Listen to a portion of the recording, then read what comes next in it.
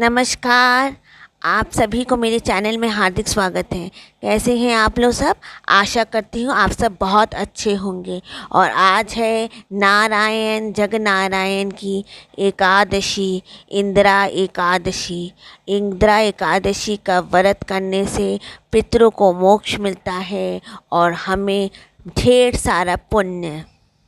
नमस्कार, आप सभी को मेरे चैनल में हार्दिक स्वागत है। कैसे हैं आप लोग सब? आशा करती हूँ आप सब बहुत अच्छे होंगे।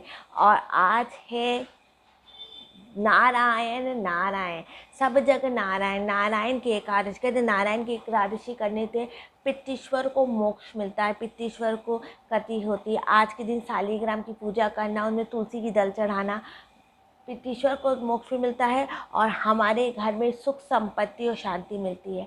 आज की आश्विन मास की कृष्ण पक्ष की एकादशी को इंदिरा एकादशी कहते हैं। आज के दिन विष्णु जी की पूजा करने से, आज के दिन जिन लोग का स्वर्गवास एकादशी के दिन हुआ था उनका श्राद्ध करने से पितृश्वर को मोक्ष मिलता है। हमें सुख संपत्ति आशीर्वाद सब मिलता है। ये इस इंदिरा एकादशी से पितृश्वर को शांति मिलती है और हमारे घर में सुख संपत्ति, और पितृश्वर हमें ढेर सारा आशीर्वाद भी देते हैं। तो एक बार सब करेंगे जय जगनारायण श्री नारायण नारायण। ये इंदिरा एकादशी का जो व्रत है, ये इसकी कहानी मधुसूदन, हमारे दामोदर श्री कृष्ण भगवान ने एक बार युधिष्ठिर को बताई थी। मैंने कहा था कि जब इन लोग जब पांडु पुत्र और कुंती माता जब वन में भटक रहे थे, जब जब वो वानप्रस्थ पे गए हुए थे, तब वो जब वन में भटके, हमेशा कृष्ण भगवान उनकी मदद करने को आते थे।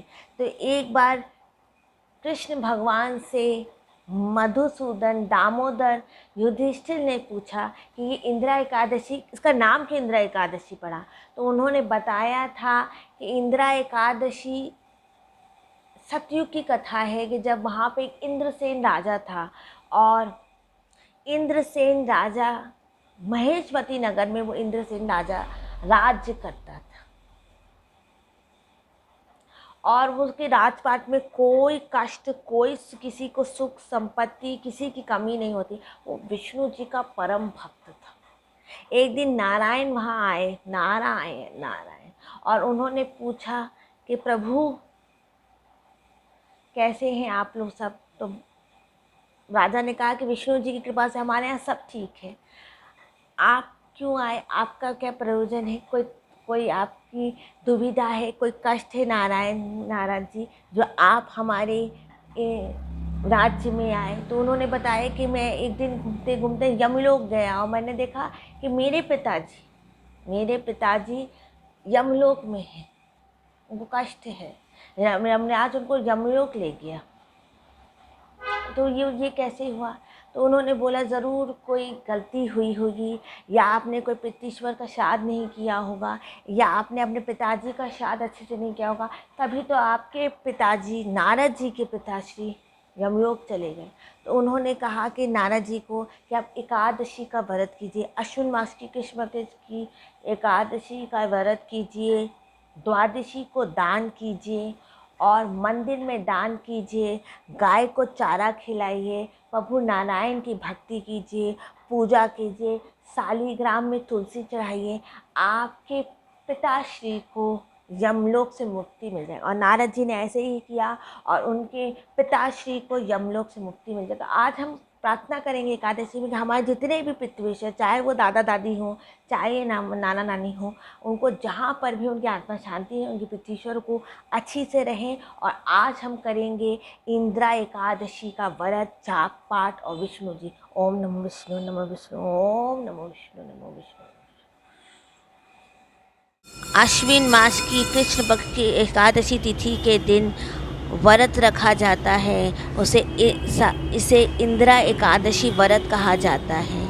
इंदिरा एकादशी व्रत के नाम से जानते हैं। इस व्रत करने से, विष्णु जी के दर्शन करने से, उनके चरण स्पर्श करने से, उनकी जाप पाठ पूजा करने से पाप मिटते हैं, पितरों को मोक्ष मिलता है और हमारे सब अनजाने अनचाहे पाप नष्ट हो जाते हैं। इस एकादशी का व्रत करने से सुख संपत्ति ऐश्वर्य घर में गृह कलेश सब हट के संपत्ति और शांति रहती है और विष्णु जी का आशीर्वाद हमारे ऊपर सदैव बना रहता है। एकादशी का व्रत करने से पुण्य की प्राप्ति होती है। आज के एकादशी के दिन तुलसी और तुलसी की मंजरी शालिग्राम पे चढ़ाना अति सौभाग्यपूर्ण होता है। अब मैं इस वीडियो को यहीं पर एंड करती हूँ। प्लीज़ मेरे चैनल को लाइक कर दें, सब्सक्राइब कर दें। एक नए हैं तो लाइक और सब्सक्राइब कर दें। जय श्री कृष्णा।